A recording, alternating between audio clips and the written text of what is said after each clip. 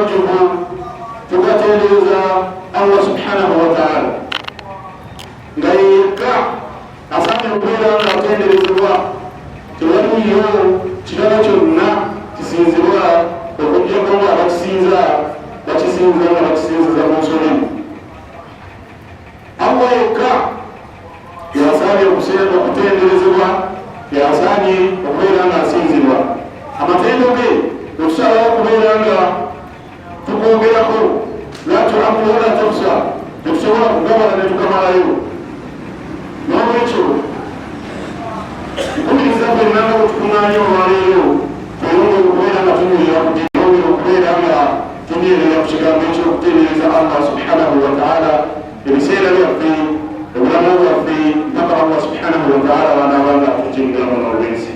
جزاكم سالم ويشتم محمد صلى الله عليه وسلم بلغ الرسالة يتوصل لك وبامتك ويشتم الله سبحانه وتعالى وأدى الأمانة ناترك الزبور والسقوى ونصح الأمة ناظرنا لا يفتح صفي أباهم دينه تركنا على المحجة البيضاء يترك ورقنا غير ليلها كنهارها وبدأ وينزكزا وقعننا وبسنا أما قول تيبسمسا إبيتو الله سبحانه وتعالى بلا يبلا أتينا نبسمسا إبيتو الله سبحانه وتعالى يمنى نبلا تيبلا نشيما لمبيل يقول قواسا أغلو كتير قولوا نغيتنا أجتيري أنا أمتجفني نجاكبتا إنما كنانا وكجاكا جاكبانا يكنانا إيكا وقال ومننا بنزي نبتكنا نبتكشن وشواريو تريزون ومنجا منا وقال الله الله سبحانه وتعالى وقال الله سبحانه وتعالى يقول يوكيري جيدا وتتوسا بوامزي ومتلنا أنا لا نقتل الله سبحانه وتعالى أبين الله خزروس مولانا ويسينو أتيلا أبين الله خزروس ربنا مولانا ويسينو وقتل الله سبحانه وتعالى تيتي بانتظار أوامره ويقسم انظر بنبي وبيه واجتناب كل ما نهى عنه وفجر أتتوالي النوم يمنعنا الله سبحانه وتعالى يتزيزا نير النوم محمد صلى الله عليه وسلم يتجيزا تسبيل يتعالى من تعالى جتوين أخوينا تسبيل الله وفسين أخوينا النونش وأخوينا تجاه الله سبحانه وتعالى الله سبحانه وتعالى تمزق تيرا تموت يكا أرجاء يوسم أخوينا نبيوي وأتلقي أخوينا أن تنتظر مغتبه تماوي وأتلقي أخسار سورة تام تزيبين زيو يومنا يتلقي تبكوري أتيرا وجاء الله ويقول عليه من النار يتزيزا omwanguzi yoweka agenda okubanga akitira allah mubulamu buno obwensi olunaku lwaffe olwaleero tugenda kubeera nga tulaba kigambo ky'omubaka muhammadi sallallahu alaihi wasallam kyeyasuulira Sufyan bin Abdullah al-Thaqafi sahaba ayitibwa Sufyan bin Abdullah al-Thaqafi atuukira omubaka muhammadi sallallahu alaihi wasallam amugamba ya rasulallah وأن النبي الله سبحانه وتعالى نولي في الإسلام كلمة بولايتك عن المسلم لا أسأله أحد غيره يتكامل تسكيت قدامه وإلى أن تفوز المنتم غير ما تريد به وشيء بقى محمد صلى الله عليه وسلم ناصري كنا نعم تنولي يبيلات يتجمو نعم قام يا سفيان وأن سفيان قل آمنت بالله يا بنت زكيزة الله سبحانه وتعالى ثم استقم وما رفشات واجه كيزة الله سبحانه وتعالى ومن مراجه وفشو بلبين الله سنوين يقول الحبيب تتقلوا بلا نفيج كان يقول عليه الإيمان بالله والاستقامة على الإيمان وكيزة الله أتوفنا لكم كيزة لتنبه لكم كيزة وانوانو يقول آية يبقى الله سبحانه وتعالى وأتبع من أعوذ بالله من الشيطان الرجيم إن الذين قالوا ربنا الله ما زلت له أوكي إذا بين ربنا ربنا الله ومرزي وفيه ومجوزي وفيه ومغنزي وفيه إلى الله سبحانه وتعالى ثم استقاموا وما ركشوا بلا استقاموا عليها لنسيني يقول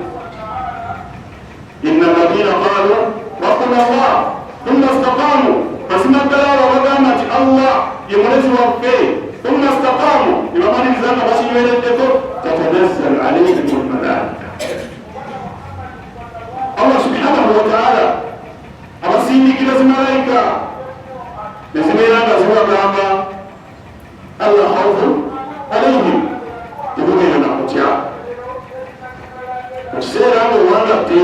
ku kigambo kya iman. Ma huwa al-iman? kati bwetumala okutegeera nti Allah omuntu agambye nti rabbuna Allah ayatula nti Allah yomulezi wange thumma istaqama ate n'anywerera ku kigambo ekyo tatanazzalu alayhim almalaika. Allah subhanahu wa ta'ala ku kiseera ekyokubajja mu nsi eno abasiza malayika nga zibagamba nti temutya wa abshiru biljanna, tubasanyusa n'amawulire amalungi ag'ejjana allati kuntum tu'adun. Allah subhanahu wa ta'ala gyabadde nga abalaganiza obulamu bwammwe bwonna. Kakati mahuwa al-iman? Ekibuuzo ekiddako twolowooza imaani kyeki? Al-iman qawlun wa amal wa i'tiqad. Imaani eba nzikiriza ya mutima, al-i'tiqadu bil-qalb wa qawlun bil-lisan. Ate wemala okukkiriza n'omutima n'ogoberezaako ekigambo ky'oyatula n'olulimi lwo, wa amalun bil-jawarih, n'ogoberezaako ebikolebwa omubiri gwo. Yaziidu bit-taa, imaani y'omuntu erinnya n'etuuka waggulu buli lwakola emirimu emirungi. Wa yanqusu bil-ma'siya, ate imaani ekendeera buli muntu lwabeera nga yeekigaze n'akola amazambi. Hadha huwa al-iman, ekyo kyekiyitibwa imaani. Kati Allah subhanahu wa ta'ala atugamba nti inna alladhina qaalu rabbuna Allah, mazima ddala bagambye nti omulezi waffe Allah subhanahu wa ta'ala thumma istaqaamu, bamala okukyogera ne bakola ki? Ne bakinywererako. Tatanazzalu alayhim almalaika. Allah subhanahu wa ta'ala bwebatuuka mu nkomerero nga obulamu bwetuuse ku ssaawa ey'okufa, Allah abasindiikira zimalayika nga zibagamba ki? Allah khawfun alayhim, nga zibagamba nti totya, ogenda kusingana Allah bw'oba tokkiriza obulamu bwonna. Wa abshiru biljannati allati kuntum tu'adun, malayika ne zibagamba nti mubeerenga mufuna amawulire, mufune eddolaatetayi, mufune amawulire ag'essanyu. Abo babagamba nti mugenda mu ttana ya Allah subhanahu wa ta'ala gyemubadde mulagaanyizibwa mu bulamu obwensi. Bannange ekigambo ekyo kikulu nnyo, ekibanga kikulu nnyo. Kyama Sufyan bin Abdullah bwe yajja ew'omubaka Muhammadin sallallahu alaihi wa sallam yamugamba nti ya Rasulallah, owandiika omubaka wa Allah subhanahu wa ta'ala, dulluni aw qulni, nambaayo bil-islaamu kaliman, mu busiraamu buno mbuulirayo ekigambo la as'aluhu ahadan ghayru, sigenda kuddamu kubuuza muntu mulala okujjako ku Muhammadi sallallahu alaihi wa sallam. Namugamba ya Sufyan, owandiika Sufyan, qul amantu billah. Natuzayo mu aya gyetuba okusoma, namugamba nti gamba tinzikiriza Allah subhanahu wa ta'ala. Wemala okukyogera thumma istaqim, kinywerereko. Tumaze okulaba definition ya iman kyeki, netulaba nti Allah subhanahu wa ta'ala atugambye anaabeera omukkiriza n'anywerera kumukkiriza ajja musindikira zimalayika zimuwa amawulire amalungi gyagenda mu jjana gy'abadde asuubizibwanga. Netulaba Muhammadin sallallahu alaihi wa sallam ng'agamba sahaba ayitibwa Sufyan bin Abdillah al-Baqari, qul amantu billahi thumma istaqim, gamba nzikiriza Allah subhanahu wa ta'ala okinywerereko. Omusiraamu ajja kuba mumazi akati okunywererako imaani kyeki? Okussa mu nkola, okussa mu nkola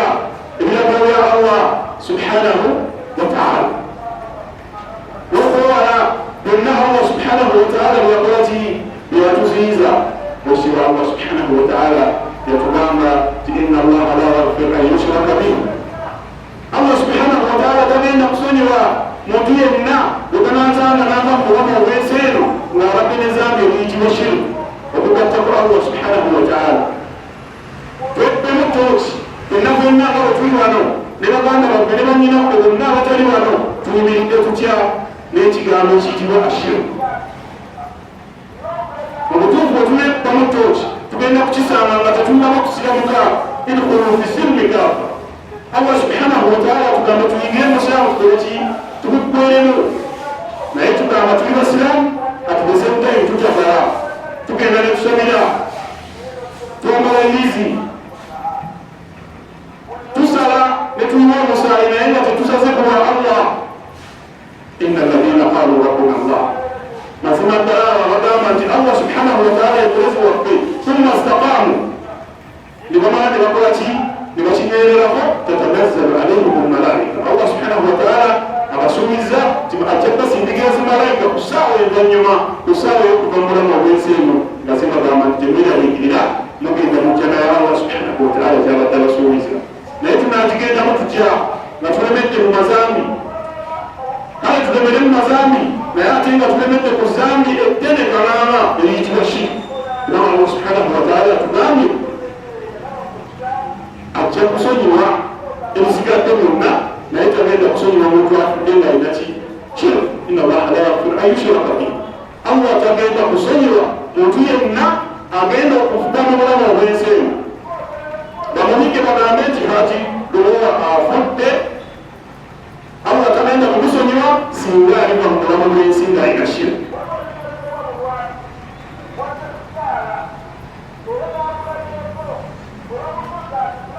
Abalamuzi abatukulembera lumu bwe balamiranga abantu baabwe Luqman yali abuulirira mutabani we yamugamba nti yabunayya la tushrik billah, mutabani wange nkulamira kusibirira entanda eno gyekwateko obulamu bwonna, la tushriku billah, tokakutanda togezanga n'obeera mu bantu abakola shiriki abagatta ku Allah subhanahu wataala. Lwaki? inna shirka la dhulmun adhim. Mazima ddala omuntu akola shiriki aba yeekozeeko omulyazaamaanya ye bwennyini mu bw'amaanyi. Tukimanyi bulungi ti obulyazaamaanya buteekeddwamu emiteeko mingi nnyo, naye omuteeko gw'obulyazaamaanya okusinga okuba omukulu okusinga okuba omunene dhulmu al-abdi nafsahu bishirki, omuntu okwebyazaamaanya ye bwennyini ng'akola shiriki. Lwaki shiriki efuuka dhulmu? Lwaki omuntu okukola shiriki kiba dhulmu? Kubanga akutte ekintu n'akiteeka mu kitalina kubeera. Toyinza kugamba nti osinza ekibumbi oba osinza ekitonde ate n'ogamba okusinza omutonzi w'ekitonde. Kyekyo kifuula shiriki okubeera dhulmu, obulyazaamaanya okusinga okuba obw'amaanyi. Kubanga omuntu yeryazaamaanya n'agaana okusinza Rabbul Alamin, omutonzi w'ensi yonna, n'asalawo asinze ekitonde mu mitendera ya Allah subhanahu wataala. Eyo dhulmu y'amaanyi. Twambadde ziyirizi, tulina ebintu bye tusiba mu mirimu gyaffe mu bisikamaguzi. Abaami ennaku zino mubalo gw'abakyala babaagala ennyo, n'abakyala nabo ne balaga abaami bakoleki babaagala ennyo. Inna shirka la dhulmun adhim. Mazima ddala omuntu okugattako Allah subhanahu wataala oba oyagala okuterekera kutinya n'obusiraamu giyingira okigweremu, toyingizaako kukulukumu ate okukulu okulala okuleke ku mabbali. Kyava yamugamba nti kun amantu billahi thumma astaqim. Ya Sufyan, owange Sufyan, oba oyagala okuterekera mu busiraamu yogera n'olulimi lwo tokkiriza Allah, omala onywerere ku kigambo ky'oyogedde. Okukinywererako kwe kusamugula amateeka ga Allah subhanahu wataala, nga teriyo zambi lyogenda kukola mu nsi eno lisinga shiriki. Kakati obeera musiraamu ng'ojja mu muzikiti n'osaala eswala ttaano n'omala n'oddayo n'osamira, obusiraamu olimu ngambega, olimu nga munanfuusi, tolinako kubeera musiraamu kubanga olunaku lw'okoze shiriki lwekudde muki obusiraamu. Kun amantu billahi thumma astaqim. Bwetuba nga twagala okuyingira obusiraamu kitagase nti tuli basiraamu, tugambe nti tukkiriza Allah ate tumala okukyogera tukinywerereko. Allah subhanahu wataala atulagidde okubeera nga tuyimirizaawo eswala ttaano, n'atugamba ti enjawulo wakati waffe n'abantu abasigadde bonna tarku swala, al-ahdu alladhi baynana wa baynahum tarku swala. Enjawulo y'omusiraamu n'omuntu atali musiraamu kuyimirizaawo swala ttaano buli lunaku. Faman tarakaha fakad kafara, omuntu yenna aleke swala aba avudde mu busiraamu. Kati okosha omumaka yakumi tuli wali abagamba nti rabbuna Allah thumma istaqaamu,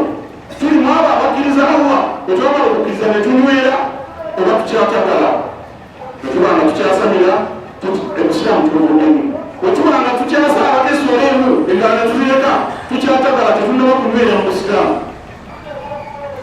etukolo bisirnika tuyingire mu busiraamu tukole ki tubukweremu kubanga obulamu obwensi tuwagala nnyo butunyumira nnyo naye kyebigweera ekikologanyiti byonna byonna byetunyumirwa byonna byonna bitusanyusa ku bulamu bwensi byonna tubirekawa otumala okubirekawo thumma turadduuna ila alimi lghaibi washahada tuddizibweyo owomumanyi oyo byetukola nga twekwese owomumanyi oyo byetukola nga tuli mu lwatu fayunabbiukum bima kuntum ta'malun atubuulire byonna byetwakola naye kijja kuba kyansonyi nnyo okubeera nga tuyimiriziddwa mu maaso ga Allah subhanahu wa ta'ala nga tugamba nti tuli basiraamu naye ngaeswala tetwazisaala kijja kuba kyansonyi nnyo okubeera nga tuyimiriziddwa mu maaso ga Allah subhanahu wa ta'ala nga tugamba nti twali mu nsi eno nga tuli basiraamu naye nga twali tukyasalira nga twali tukyayambala isi kyava tugamba Allah subhanahu wa ta'ala tiwailu lilmusallin akabi denja akamaanyi ennyo kalimbiridde abantu abasaala baganda bano bali abeera ku ntiiro basoma bakomaawo baga nti abasaala bonna Allah yabagamba kubasalira ate abagambye nti batunulidde denja kakati fe abasiraamu tusoma ne tumalayo wailu lilmusallin akabi akamaanyi kalimbiridde omuntu yenna asaala alladhina hum an salatihim sahun abasaala nga bagayalinga eswala zaabwe kakati okugayalira eswala kyeki okugayalira eswala kyeki mubamu ku bantu abagayalira eswala alladhina yusallun mulimu abasaala naye nga tebalagira abantu baabwe mu mayumba gaabwe kukola ki kusaala kubanga musima Muhammadin sallallahu alaihi wasallam yatugamba nti la yu'min ahadukum hatta yuhibba li akhihi ma yuhibbu li nafsihi tagenda kubeera mukkiriza mumwe okutuusa ng'ayagaliza banne ekyo kyeyeyagaliza. Now when you wake up for prayers in the morning, then you don't wake up your children. Lwaki ozukuta okusaala eswala kumakya n'otaza okusaba nawo obaagaliza ekirungi olwo lwaki kibaagaliza wailu lilmusallin akabi akamaanyi kalingiridde abasaala alladhina hum an salatihim sahun obamu kubagayalira eswala zaabwe ye muntu asaala nga talagira abantu okusaala ye muntu asaala yusalli lbaabu asaalamu subuhi ne dhuhuri asuli magaribi n'isha n'azita wayatruku lbaabu oba ate n'asaala nga talina wuzu kubanga okutya n'osaala nga tufunye wuzu mugayalira eswalayo kubanga eswala ebanfu kubanga Muhammadin sallallahu alaihi wasallam yatugamba sallu kama ra'aytumuni usalli musaale nga bwe munda byensaala eswala ye yagisaalanga kufe yakulemberwanga kweyonja nakufuna wuzu kakati okugayalira eswala kitujja kubakkiriza abatuufu abajjuvu kyaba Muhammadin sallallahu alaihi wasallam yagamba Sufyan bin Abdillah Thaqafi kikulu gamba Sufyan amantu billah nzikiriza Allah subhanahu wa ta'ala womala okukyogera tokoma kwogera bwogezi thumma staqim omaliriza okinywerereko kakati okukinywererako kwekubeera ng'ossa mu ngola ebigambiro by'omubaka Muhammadin sallallahu alaihi wasallam. Baganda bange ne banyinaze nabo tukuŋŋaanye wano lwaliiro ebigambo ebyo bimpi nnyo naye ebigambo ebyo birina amakulu manene nnyo singa tubeera mubaagala obumiikiriza kubanga Qur'ani yeetaaga kusomebwa nga tatafakkaru almaana. Qur'ani si kirungi kugisoma kumuwawa ogambe nze buli lunaku osoma ejuzu naye nga totegeera makulu galimu biki byosoma. It does not make sense. Tekikola makulu kusoma bingi naye nga tokoze eki tofunyeemu kukola abasahaba ridwanullahi alaihim Allah subhanahu subhanahu wa ta'ala basiime etteeka lyonna eryakkaanga ku mubaka muhammadin sallallahu alaihi wasallam n'alibasomera nti allah assizza etteeka lino tebavanga waali paka nga abanyonyodde lwaki alisizza lirina makulu ki allah atwagalamu ki kati naffe tweteeke mu bigere byabwe tusome ebitabo bya allah tusome ebigambo by'omubaka muhammadin sallallahu alaihi wasallam nga tutadabbala amakulu nga tufumiitiriza kiki allah yagendereramu nti okussa etteeka lino muhammadin sallallahu alaihi wasallam wabanga sahaba yamutuukirira n'amugamba nti mbuuliraayo ekigambo musiraamu kyesigenda kuddamu kubuuza muntu mulaayenna mu bulamu bwange yandibadde amugamba saala nnyo siima nnyo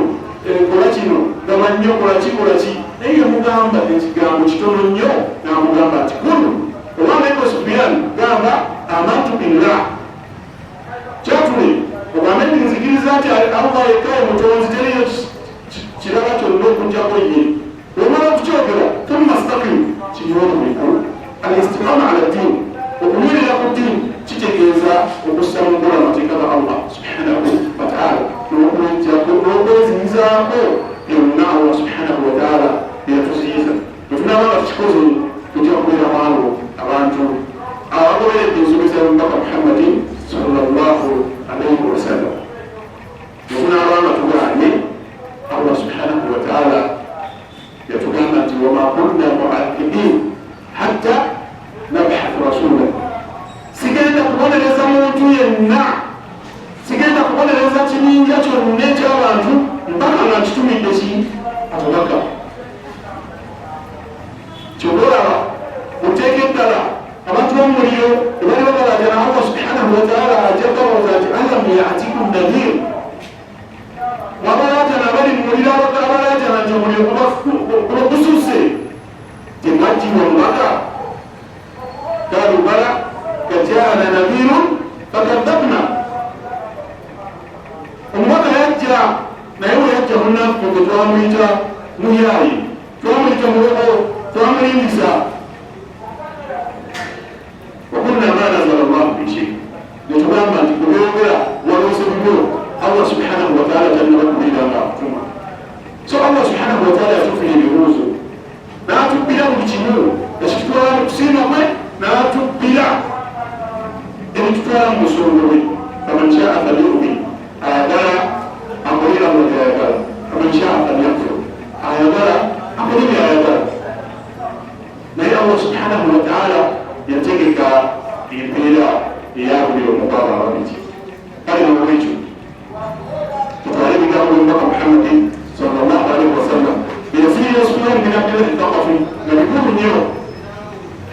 wamugamba tikul amantu billahi thumma gamba nti nzikiriza allah subhanahu wataala nomala okukyogera kinywereredde wona kinywererako ojja kubumaza okukola okusiima kwa allah سبحانه وتعالى بارك الله لي ولكم في القرآن العظيم ونفعني بما فيه من الآيات والذكر الحكيم أستغفروه إنه هو الغفور الرحيم وهو البر الكريم توبوا إلى الله التائب من الذنب كمن لا ذنب له الحمد لله على إحسانه والشكر له على توفيقه وامتنانه أشهد أن لا إله إلا الله وحده لا شريك له تعظيما من شأنه وأشهد أن محمدا عبده ورسوله صلى الله عليه وعلى آله ومن سار بهديه إلى يوم الدين أما بعد عباد الله أوصيكم ونفسي بتقوى الله واعلموا عباد الله أن اليوم عمل بلا حساب وغدا حساب بلا عمل نتيجة تجربة واجتماع الله سبحانه وتعالى tumwebaza allah olw'ebyengeera byatuwadde kubanga wetusalawo okukola ebyengeera bya allah subhanahu wataala tetusobola kubeera nga tulimalayo tuzako nate okusalira ekitima muhammadin sallallahu alaihi wasallam tutambudde mutukuba yaffe eno olwaleero ebigambo by'omubaka muhammadin sallallahu alaihi wasallam yasiirira mubuuza sahaba ayitibwa Sufyan bin Abdillah Thaqafi bwe yamutuukirira n'amubuuza n'amugamba ya Rasulallah owange omubaka wa Allah nsomesaayo mu busiraamu ebigambo nga sigenda kuddamu kubibuuza muwalimu yenna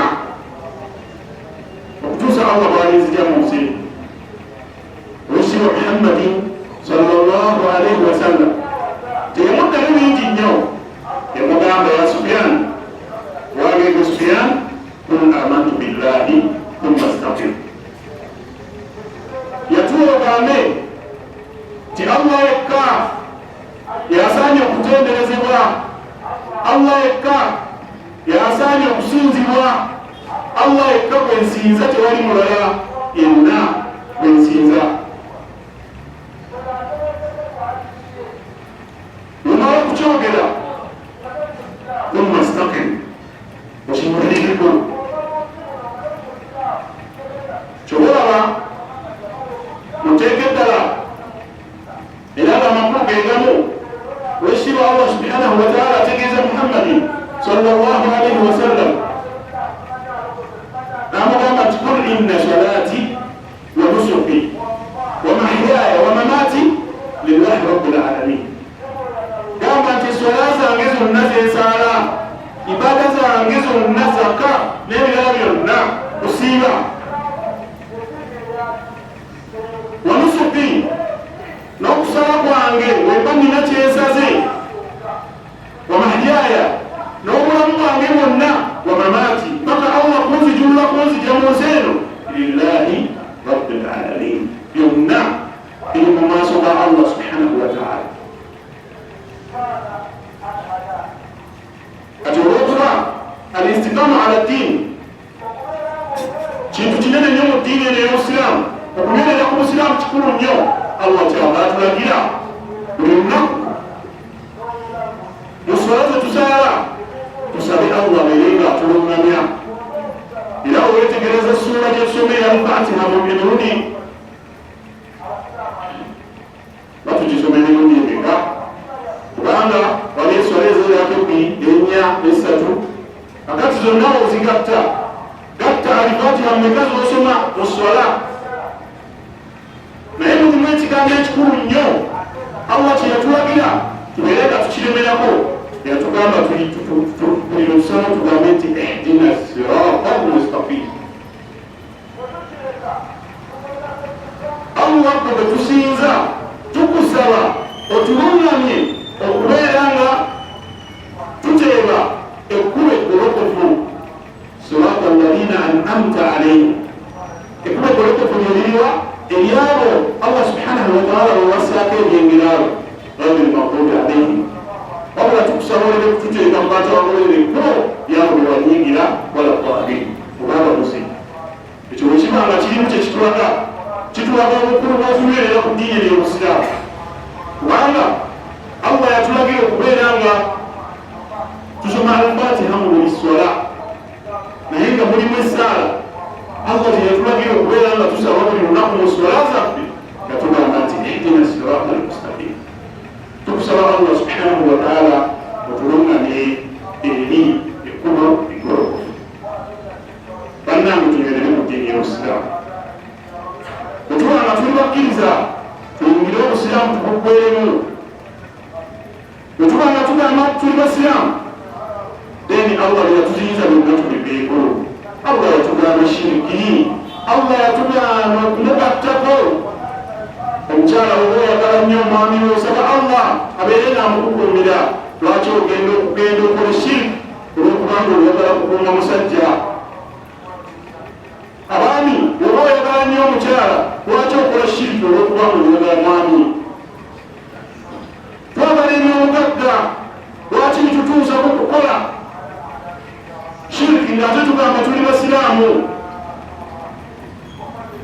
Muhammadin sallallahu alaihi wasallam tugambala okutugayidinga kyava tugamba nti kulu amantu billahi thumma astaqim gamba tinzikiriza Allah thumma astaqim ng'okubeerera ku ddiini y'obusiraamu